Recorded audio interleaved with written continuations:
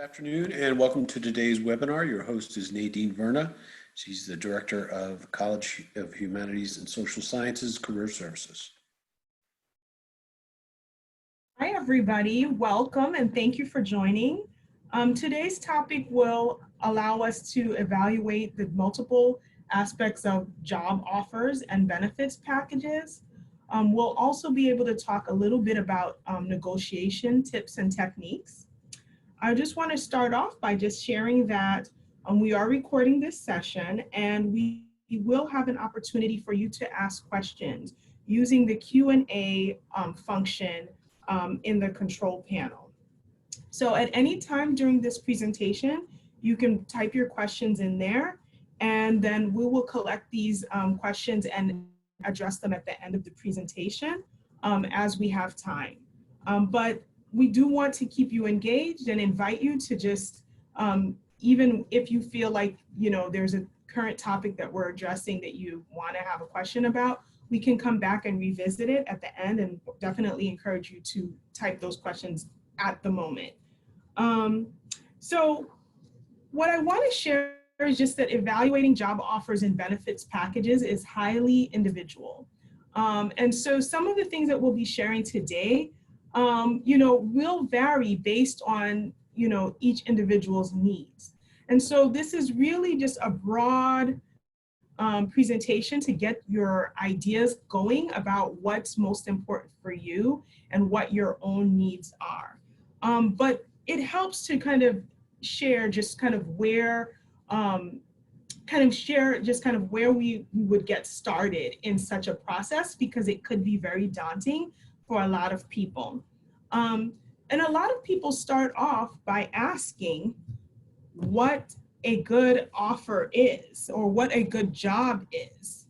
And so you'll see here that we collected information from Georgetown University's Center on Education and the Workforce, and they define a good job as one that pays family-sustaining earnings. And for them, that is a minimum of $35,000 per year for workers between the ages of 25 and 44, and then at least $45,000 a year for workers between the ages of 45 and 64. And in 2016, when this information was collected, the median earnings for good jobs were about $65,000. Keep in mind, there's a lot that goes into their calculation. And so there is more information when you go to their website on what other components they consider when identifying good jobs. So that can be a very helpful resource to you as you think about some of these topics. But it is also helpful because some of you may be graduating this year or in the near future, or maybe you're already recent graduates, to understand where some of the students may fall when they graduate from college. So this is first destination salaries on the left side. And you'll see that at the top it's by region. So this Mid-Atlantic region, folks with bachelor's degrees across disciplines made about $55,000 in 2018. This was for the class of 2018. And then master's degree graduates earned a little bit over $69,000. So this is across disciplines for those degree levels. But then when we look at majors, specifically the majors that would most apply to the College of Humanities and Social Sciences, you'll see that bachelor's degree students earn somewhere between around $47,000 and $49,000 per year upon graduating and earning their first salaried position. And then master's degree recipients received around $56,000 upon graduation.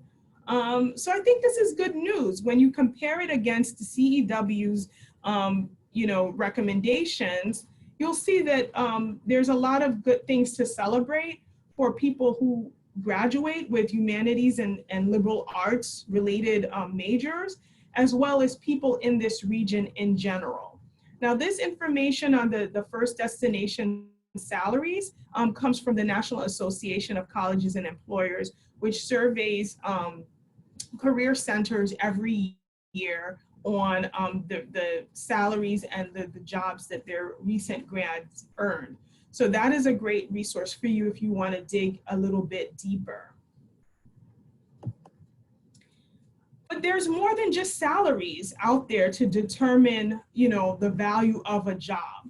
So you'll see that I got this information from, the Harvard Business Review, and they wanted to look at just beyond salaries, benefits and perks that employers offer, and which ones are actually most valued by job seekers.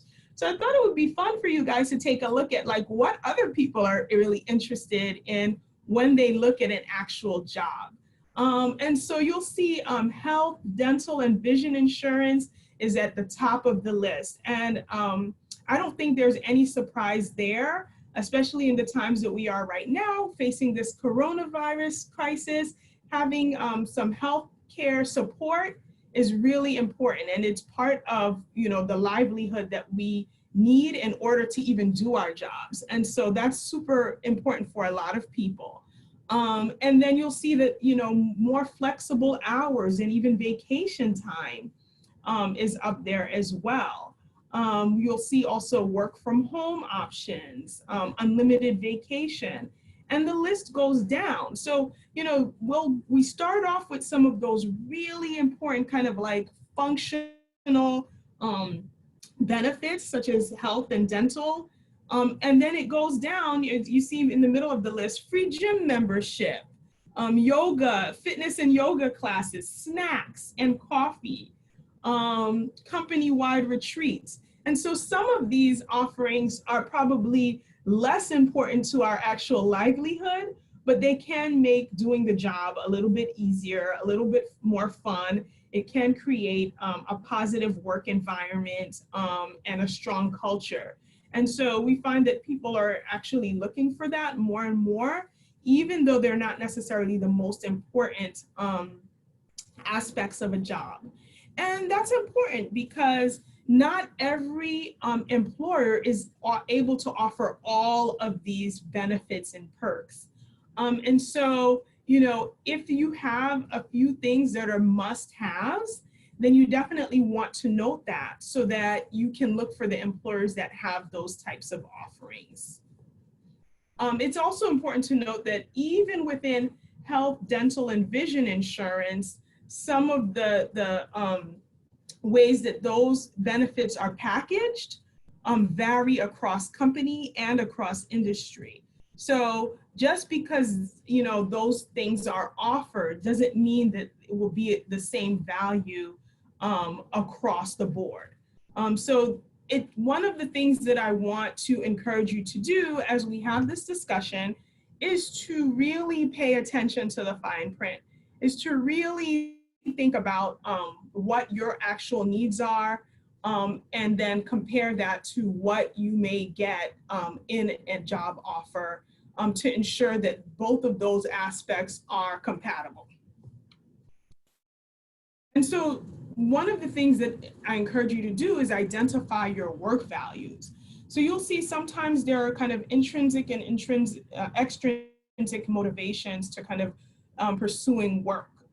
And so, intrinsically, you may be, based on your own internal preferences, you may be looking for, interesting work, challenging work, maybe being around smart people, learning new things, feeling like you're really, contributing to a bigger, goal, responsibility and autonomy. Or you also may want to, show some creative, talents.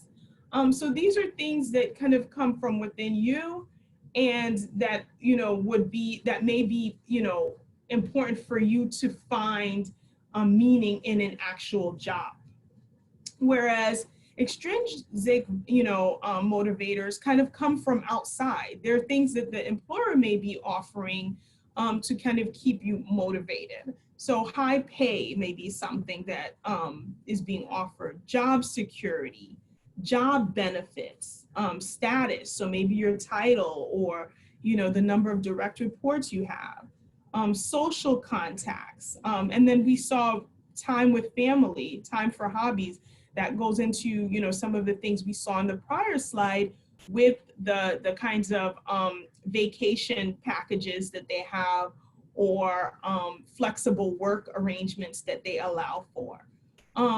But, again, everyone's really, their needs are really individual. So, you get to choose which ones of these things are really important for you right now. And just know, based on your personal circumstances, that these things can change. Your values can change, your needs can change over time. But we always want to encourage folks when they're thinking about a job search or looking at opportunities that are coming their way, that they also think about themselves. A common misconception is that you have to just take whatever is out there, whatever people offer you. And what happens when you don't take stock of what your needs and values are is that you may end up going into an environment or a work situation where you're not happy and you're not as productive as you could be. So doing some of this work ahead of time, even before you have an offer, is really important so that you can be able to identify when the right things comes your way. So that requires that you do some research, so in addition to just doing some of your own self-assessment, knowing what some of the different types of positions tend to offer in terms of salary, in terms of, work environments, in terms of growth opportunity, can be really important. And then you want to also understand the industry. So there may be industries, for example, like the tech industry, that tends to be more innovative. So you'll see not just in terms of the types of projects or products that are being created, but also in terms of some of the work environments. Sometimes you'll see in some of the tech companies that they may have sleep rooms or, pool tables. And, that is something that is more and more consistent with those types of environment. Whereas if you're working in healthcare, that is a more conservative environment, and it is a regulated, highly regulated industry. So, they're more concerned with everything being more standardized and following code, being sanitized. So, and because you're like working with maybe some confidential information, there may be uniforms involved so that people can identify who staff are. So I will say that, based on the types of jobs that you're looking for, standards could vary. And so once you get a sense of some of the things that are really important to you, it's important to kind of match that to some of these different, these different kind of criteria. So for example, when you're thinking about, a position type, there's some positions that can exist in different industries. And so based on your preferences, that may kind of guide your search in that direction. So let's take, for example, HR. If you're interested in becoming like an human resources assistant, that can exist in tech, it can exist in healthcare, it can exist in education, because all of those different sectors and industries need people to help them, support their workforce. And so you get to ask yourself which one of those particular areas is most compatible with your needs based on the kinds of environments, benefits, salaries, and things like that that they offer. And then you also want to think about, some of the other things that might come up. So region, that determines sometimes the type of salary and benefits you may get as well. So, in the South, where it seems like cost of living is particularly lower than in the Northeast, the salaries may also be lower. And so when we talked earlier about the CEW's definition of good jobs, that broad definition didn't factor in for the region. It just kind of gave a, the kind of age range and the minimum salary. So maybe that 35,000 would not have been appropriate for somebody, in a very expensive region to live, but it would have been just fine for that type of job in a, in an area where the cost of living is a little bit less. And so how do you figure out, all of this information? What you'll see on the right side here is that there's so many different resources that can help you determine, what different types of offers and benefits are available to, the workforce. So the Bureau of Labor Statistics is one of my favorite resources. They have a lot of information, not just about different types of jobs, but about the types of pay that they command. They break down the information based on region. And they also talk about the growth of different types of positions. So it can give you an idea of the different, the prospects for entering a certain field. And then salary.com gives you a lot of salary information. So you can type in a job title and get some information back. And a lot of that information is actually collected from individuals who are in that position. So it's giving you information in real time. And you can also look up some of the specific companies as well, and some information related to them. Now, I also brought up Great Places to Work as a resource. So you'll see that they actually compile lists based on certain criteria. So the one that I highlighted is best workplaces for millennials. And they have different methodology that they use to determine that these companies are the best places to work. So you can determine if some of those things that they conduct research on, some of those categories are of value to you, and if some of those companies would be attractive based on that. But they have other kind of lists that they collect as well, information for, such as best places for working mothers and things like that. So that can also help guide you along as far as some benchmarking and some standard kind of salary, benefits, perks information that's out there, so that when you are given an offer, you can at least, even from the initial information that you receive, determine if it's on par with the market. Best Places, Sperling's Best Places, can also allow you to compare cost of living information. So say if you were doing a nationwide search and you wanted to compare the salary given for one job against the salary for another job, it can let you know like what, how far your dollars would go in that area. So that can be particularly interesting.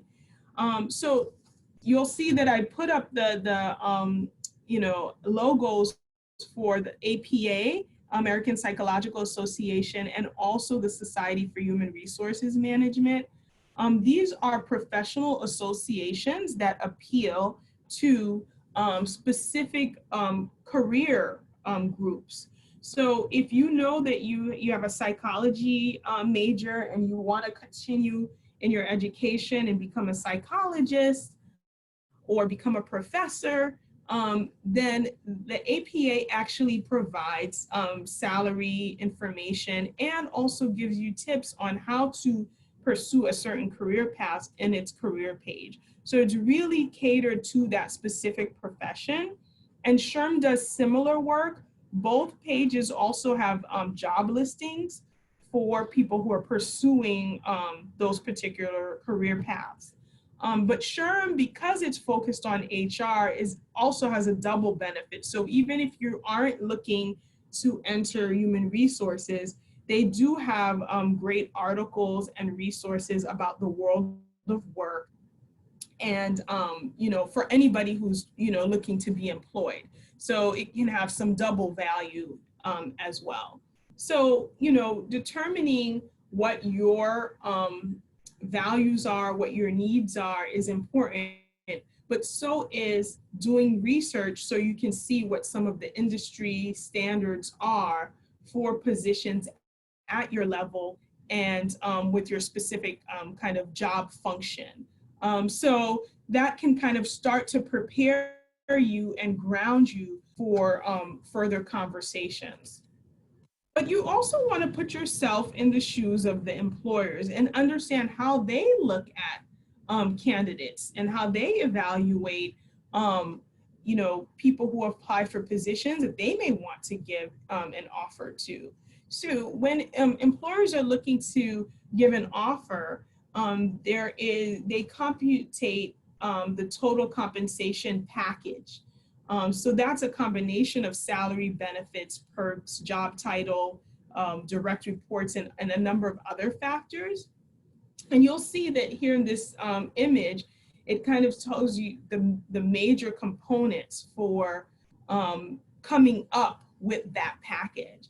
So they also do their market research about the worth of similar jobs. So they may look at, some of their competitors and determine what some of those salaries are for similar positions and get an idea of the range, the salary range that should be offered for that position. They also look at you as an individual and think about, okay, what are your contributions and accomplishments? They also look at kind of the competition out there and the availability of employers with like skills in the marketplace. So sometimes there's a shortage of people and there's a high need for a particular job. So that may demand more than what the market value of that job is. They may offer you more because there's a big demand for that kind of position or skill set. Maybe there's a relationship there. Maybe there's a specific specialty or niche that you've developed and they're really attracted to you as a candidate and they really want to bring you on board. So that may sometimes impact their decision in terms of how they package an offer. So sometimes for companies who are particularly profitable or, for nonprofits or public sector settings where there's grants or other types of, funds available, that may also contribute to the type of offer that they give you. And maybe it's because they want to have a competitive advantage in their sector or industry that they offer some of their employees a little bit more than what the market would demand because they may want to set themselves apart or attract the best talent. Sometimes, in the past, folks would also look at previous salaries, but this year there was a development in New Jersey where employers are actually not allowed anymore to ask you about your previous salary. However, if you offer it to them, then that is something that they can take into consideration. So one reason why you may want to offer a previous salary is if the initial offer that they give you is a lot lower than what you're used to earning, maybe you might sway them to come up more. But there are some cases where sharing your salary does not benefit you because, maybe, for example, as students, you didn't have a full-time salary. Maybe you had a lot of different odd jobs and maybe those jobs were lower paying jobs because they were part-time and they were just to kind of make some of the bills, but they're not on par with the jobs that you're applying for now. And so sharing your salary may not be beneficial in that case. So also sometimes people have different types of work patterns.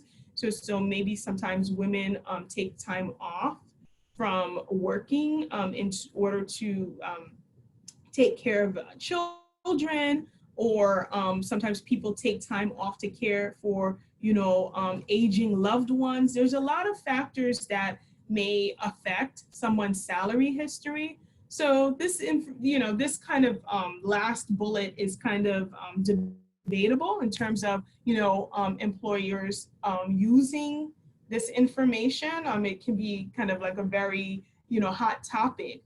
But keep in mind that, depending on where you're applying, the ban on salary history may not exist in that region. So, in this region here, New York, New Jersey has these laws in place, but that may not exist if you're looking to go elsewhere. So these are some of the things that you may also research as well.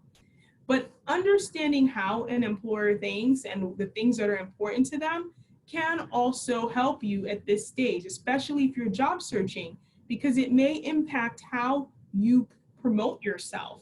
So for example, if you know that employers are going to be looking at the kind of contributions and accomplishments that you have, then it will motivate you to put together a well-designed resume so that they already get a chance to see some of the wonderful things that you've done.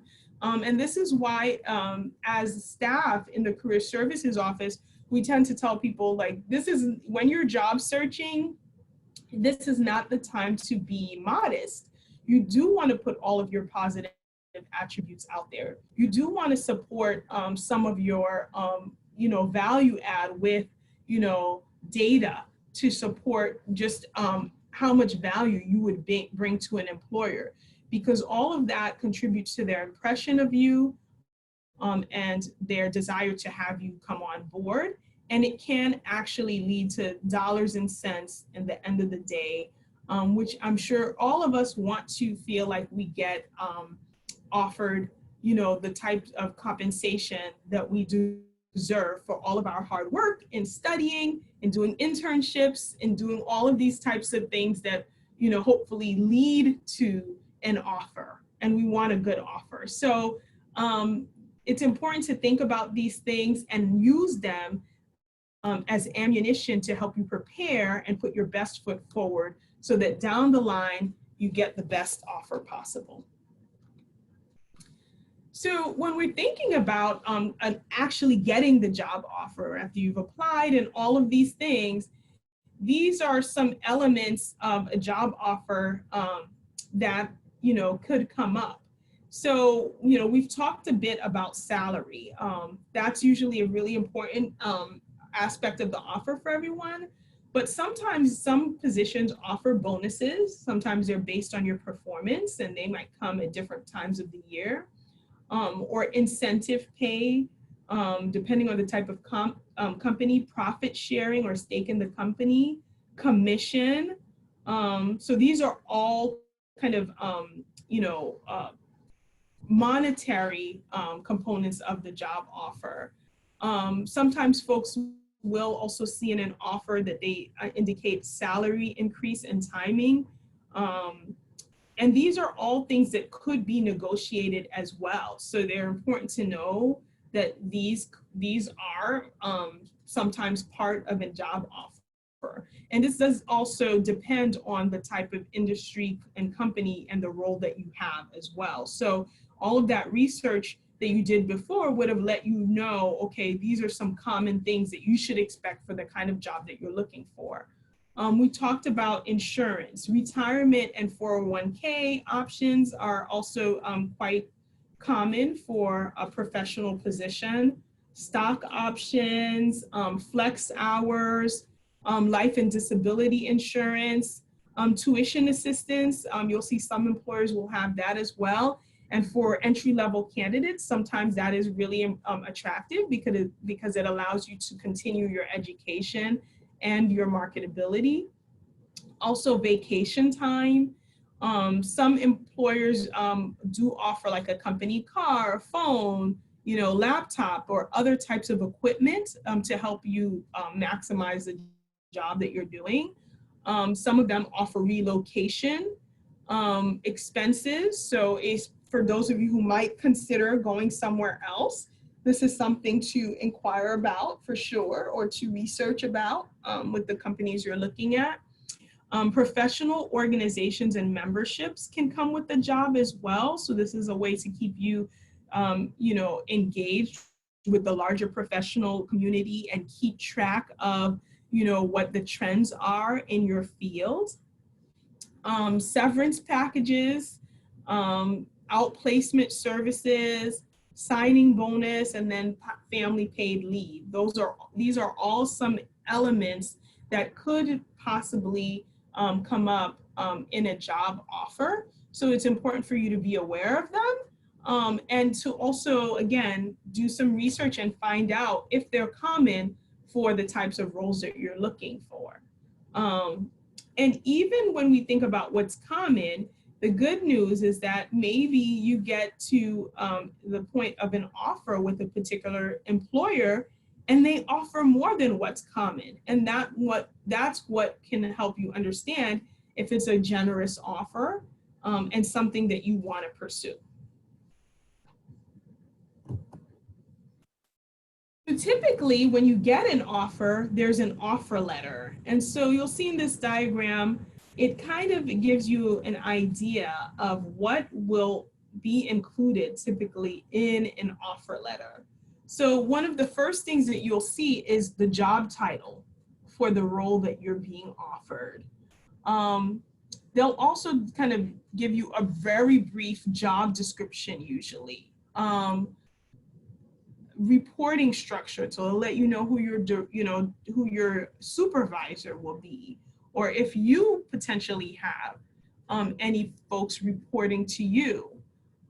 They will often also indicate the start date for the position, as well as the salary. And then they will also tell you like if you're eligible for benefits. And the benefits information tends to be very broad. For an initial offer letter, it may not go as in depth into all of the options that are available, but maybe some of the ones that are most important and most desirable, as we saw. So they may just kind of give you a broad overview of the things that they know matter most to employees, such as the healthcare options. And then you'll see that a lot of times by the time you get the offer letter, they may want you to acknowledge the offer and, accept it by, signing, a copy and returning it to them. So, it's important to know that, but oftentimes when you get an offer, you may not get the offer letter first.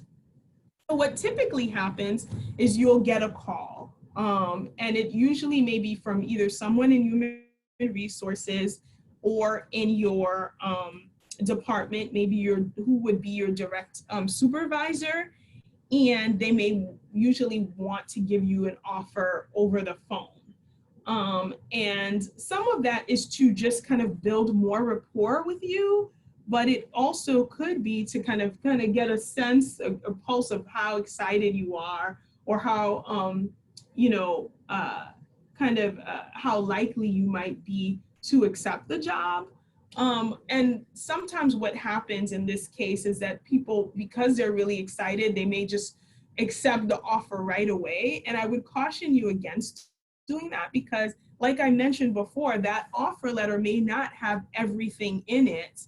And even this conversation to give you the job offered verbally, they may not be able to outline everything that's involved in the actual job. And so you want to just take some time to really get information that you need, and so that you can make an informed decision. So when you get this call, then you definitely want to remain calm and poised. Sometimes they will even tip you off that they're going to give you a call. And if you know that you've made it through to the final round of interviews, then you might get a sense that you may get an offer at that point. So sometimes you will be expecting that call. So that will allow you to be a little bit more calm and poised because you already know it's coming. But there are sometimes where you will be caught off guard a little bit, and because you didn't know that the call was coming. But you may be able to discern if it's coming from that company based on the phone number that shows up on your phone. Whatever the case may be, if you are in an active search, you will, I'm sure by that point of getting an offer, you'll know to kind of maintain your composure and to practice the professionalism that you would have been doing in order to get to the point of getting an offer. So, just maintain your calm, and your demeanor. but always express appreciation for the job offer. That's really key. Even if you know on the outset that you may not accept the job, it's a great way to just build rapport with other professionals in the field. The level of professionalism that you show will, oftentimes leave a positive impression. So, express appreciation for the job offer, and then gather more information about benefits, perks, career progression while you're on the phone. If there are some immediate questions that come to mind that you didn't hear about, during the process of applying and interviewing, then you definitely can ask those questions right off. And sometimes the person who gives you the offer may not have all of that information available. So they may give you some idea about how to get the information. They may connect you with someone who has it, or they might direct you to a website or send you certain documents where this information is detailed. And you can also ask them, and you should ask them for an offer letter at that time too, so that whatever is being offered is clear on paper and in writing. But then take the time to consider the offer. So you might tell them, I really appreciate this offer. This is such great news. You might ask them, when is the time that you need a decision by? I would definitely want to look over the offer and all of the information that we've discussed, and I want to be mindful of your timeline as well. But don't feel like pressured to answer right then and there, because you do want to make sure that you're clear about what's being offered. But in all of that, just maintain a positive, upbeat, and friendly atmosphere in the conversation, because if you do decide to accept the offer, or even if you don't, this is also can be an opportunity for relationship building. If you accept the offer, then this could be your new colleague or boss, and you want them to have a great impression of you from the start, that will transfer into your working relationship later on. And if it's something that you eventually decide not to accept, again, the world is very small, and if you are looking for or do decide to take a job in the industry but at another place, you never know how those relationships might intersect at some point. Maybe that person may come to that company later on, or you may have some committee work that you're doing with them as part of a professional organization. So keeping a good impression and a good reputation is always recommended.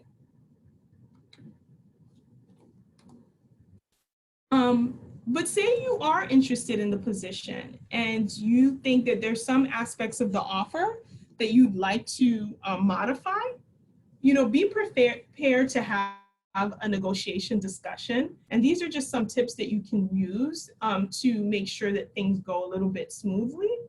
So you want to be prepared to make intelligent, well-informed statements. So if you're looking to modify salary, which is most common, you want to make sure that it's within the market value for the profession and the geographic area. You want to also share facts and figures, and try to limit personal needs in the discussion. So, this point is debatable because there is some research out there that says that, in some cases it may be okay to bring up personal needs, or employers are more, some employers may be more receptive to that topic, but in general, relying on facts and figures in terms of your performance, in terms of the value that you can bring, I think is more reliable. You want to also address the interests of the boss or the company. Be clear that you understand what their needs are and what they stand to gain by taking you on as an employee.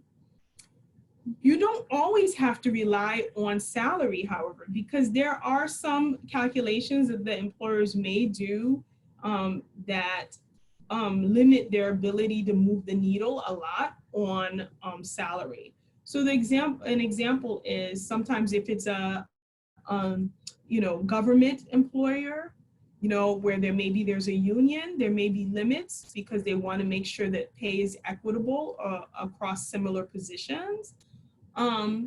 Also, if it's maybe they're bringing on a class of employees in the same type of job, so maybe they're hiring 6 entry level health educators. They may want those salaries to stay pretty similar. So you want to be mindful of these things, and these are some things that you can also ask. What are some of the factors that went into the offer? Again, as long as you're doing it in a positive, friendly, and polite way, professional way, you definitely can have these discussions. It's important to know that when you're having a negotiation discussion, think of it less as like combat, like less of like a fight and more of like a dance. You're actually on the same side as the employer. They want to hire you and you want to get hired. So it doesn't have to be combative. Understanding where they're coming from can help you so that you guys both kind of create a win-win situation. But that doesn't mean that the employer may not come up with some objections to the things that you may ask for. And that's okay. Like, you don't have to take it personally. Your job is to explain how you can add value and justify why hiring you would be a good business decision. So justify your cost effectiveness. So if you're able to share like how in the past you've saved your employer's money, how you've brought in revenue, and how by hiring you, you can bring some of those same value to that job, then it may make them feel like, oh, well, it's worth it to come up a little bit in salary, or to offer you other types of compensation that have value.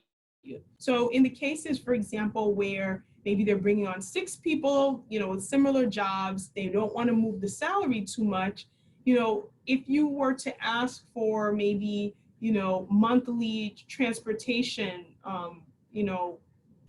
passes or something like that, that still has a monetary value and can save you money. And so that is something that maybe they could have some wiggle room on.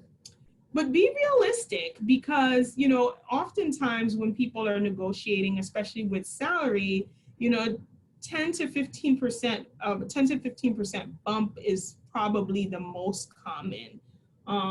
You probably are not going to double the amount. And honestly, if you've done some of the research that we discussed, then you'll probably know what's realistic and not realistic for that type of position in terms of the pay and compensation.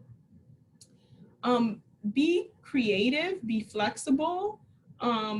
Again, this is a way for you to show your problem solving and collaboration skills and work with them so that you guys come to the end point in a win-win place.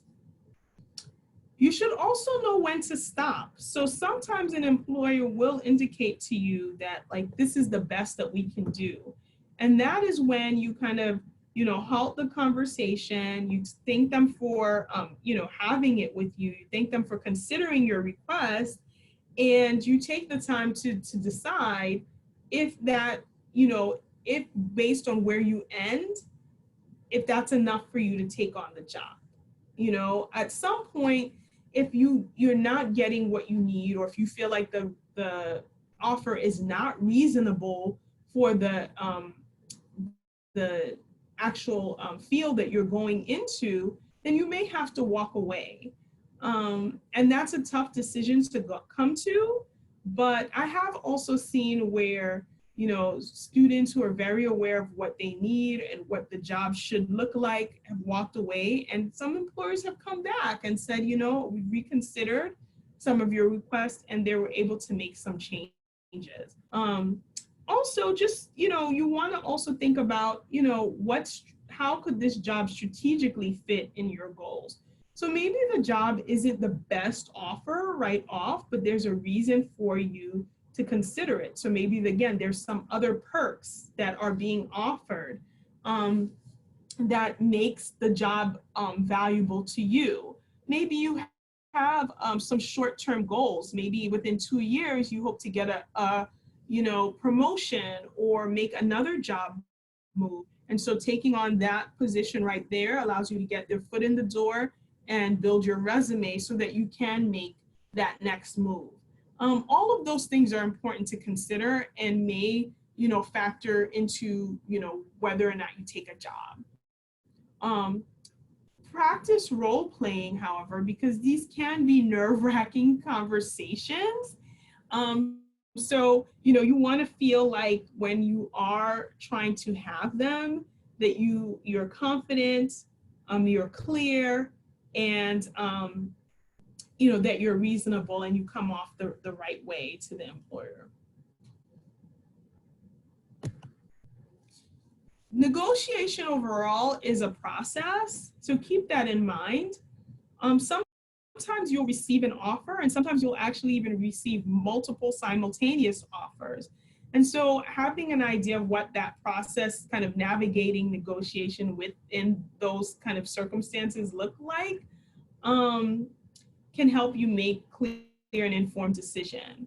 But right off the bat, you may have an idea of what your first choice employer is. Sometimes you have two offers that are kind of very close and you're not too sure. And so maybe the negotiation will help you tip the scale into which one you're most interested in. And so whatever that the case may be, if you do feel like you want to negotiate for whatever reason, we talked about get your offer in writing first, because that solidifies that the offer exists. It creates clarity about what at least that initial offer is. When you're having the conversation as well, so say if an offer wasn't sent to you at that time, but you were given a verbal offer first, you can also record the details of the offer that are given to you verbally.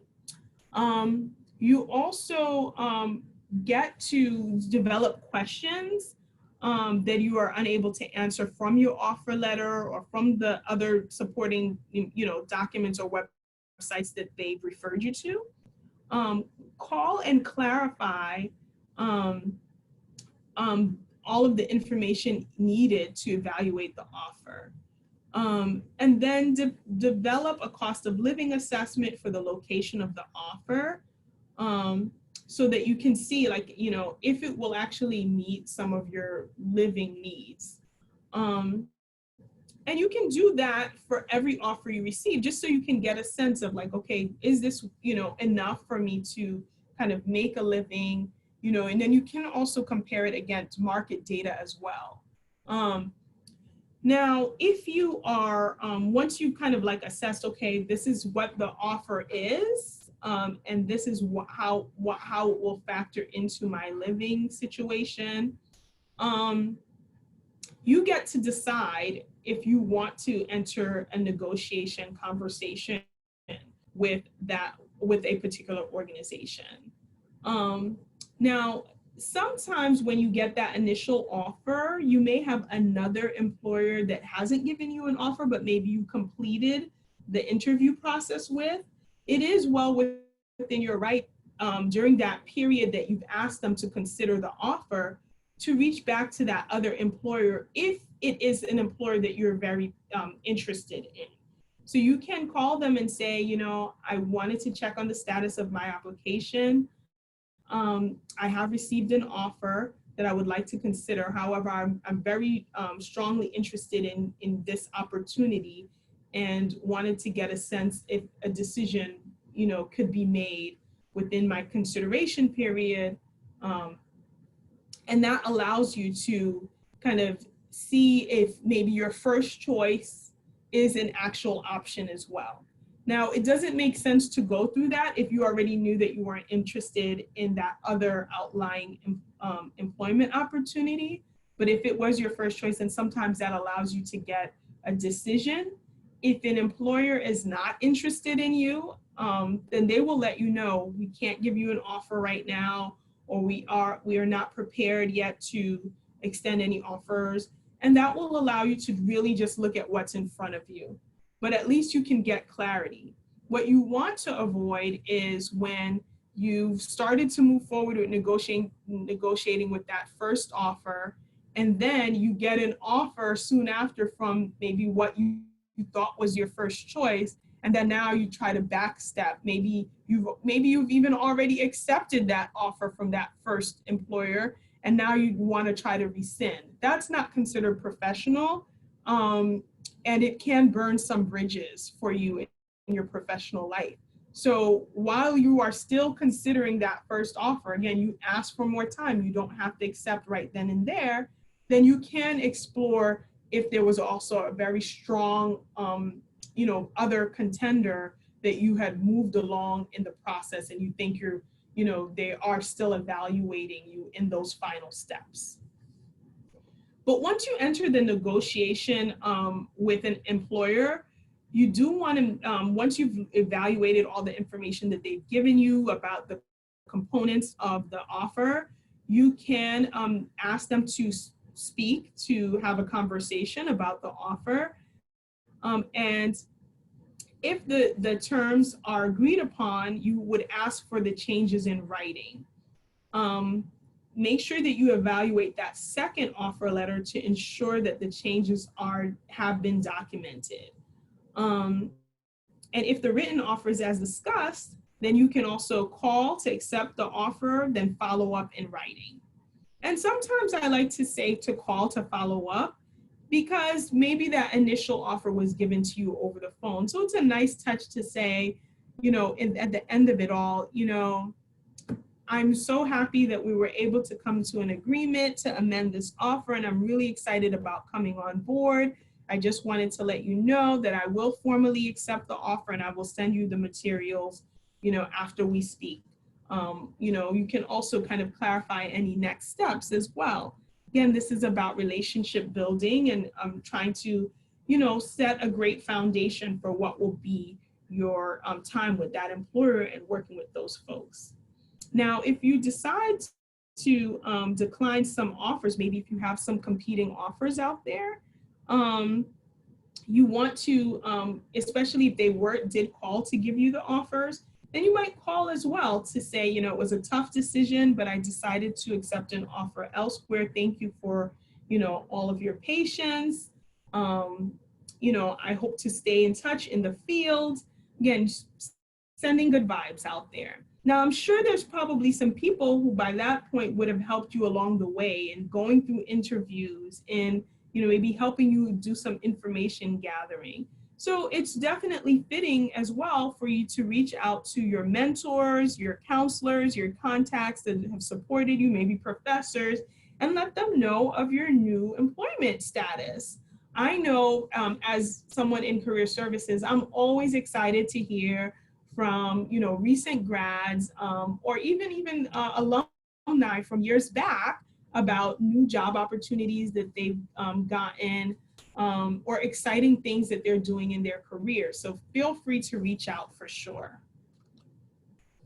So we talked about some different resources while going through the presentation, and I just wanted to kind of give you a list here of just some of the things we've already discussed and some that we haven't. So these are some great places to just learn about, salary, benefits. Some of them are statistics oriented. Some of them are more around the idea of negotiations.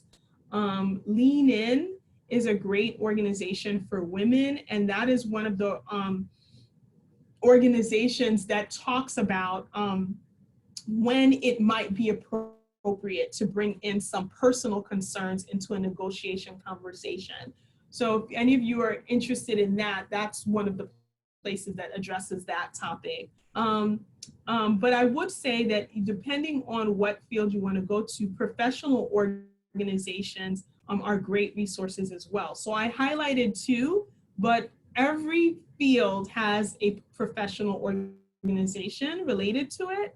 So find out which ones apply for you and definitely look on their websites. Even if you decide not to be a member, there usually is some free content on there that can help you in determining what some common career paths are, as well as the compensation that comes with them. However, if you're still a student and you want to become a member, usually they have some great deals for students to join. Usually the membership fees go up exponentially by the time that you are, you have a full-time job. So definitely check those out. In terms of just kind of like, we kind of walk through the negotiation, process, but in terms of kind of getting some great practical advice, some of my favorite websites are the Balance Careers and the Muse. Those two websites have great articles. You'll see the Balance Careers, I got some of the images for this presentation from there as well. So all of these websites have different types of information, but they can definitely support you as you think about learning about some of the benefits and job offers that could come with your desired career, and how to navigate negotiation conversations as well. So now that we've kind of gone through some of these topics, I think it will be nice to open up for questions. And I see that we have a few.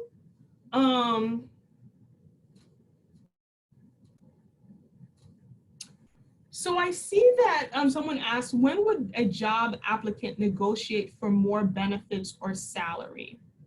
That is a personal decision, but I think it depends on the research that you've done. If you know in your region that someone with a similar job title or the average earnings for people with similar job titles is higher than what you're initially offered, then that might be a good time to negotiate for more salary. Keep in mind that a lot of times when HR folks or hiring managers give you an offer, it is an offer that's within a salary range. That means that there's like a low point, midpoint, and a high point to the possible salaries that they can offer.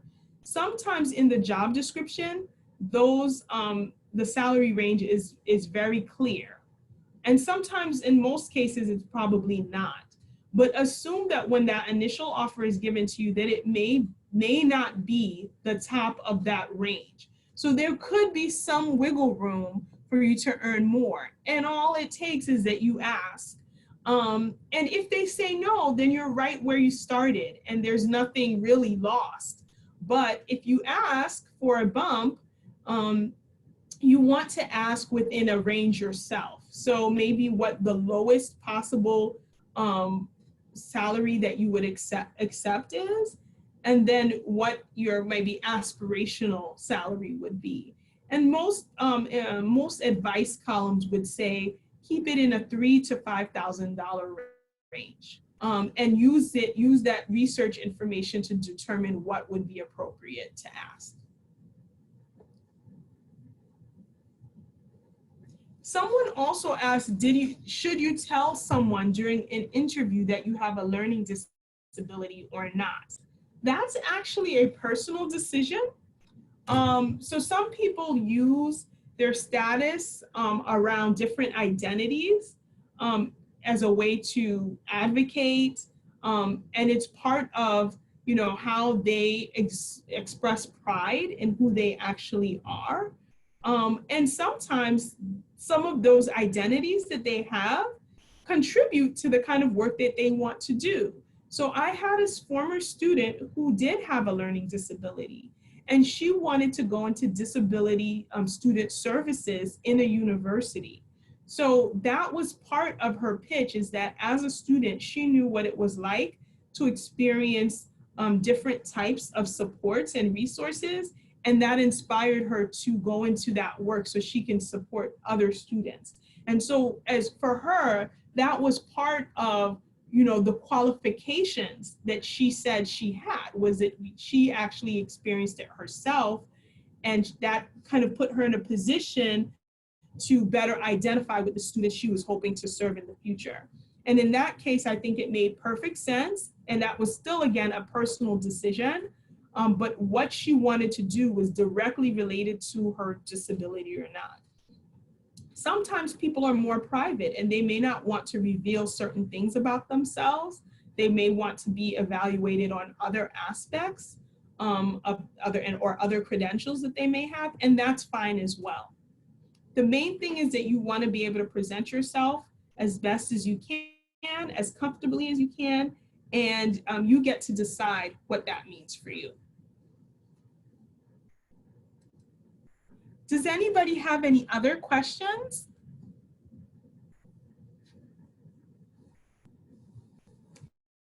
Well, if not, I do want to let you know that we are on campus, or, well, maybe not physically on campus, but we are reachable. And I will display how you can get in touch with us. So if you use the email address chsscareer@montclair.edu, we have staff that is looking at it every day. So if there's any additional questions that you have, or supports that you need as you kind of navigate, work and employment, if you need to practice going through a negotiation conversation, then we're happy to also do that as well. Keep in mind that once we're done today, you will receive a survey on the presentation. So I ask that you please provide feedback so that we can continue to offer more services that you need, and that we can improve on the ones that we already have. Thank you for joining us today, and please keep in touch with us through Hire Red Hawk, so that you can see all of the great resources, jobs, and other happenings that are coming through career services.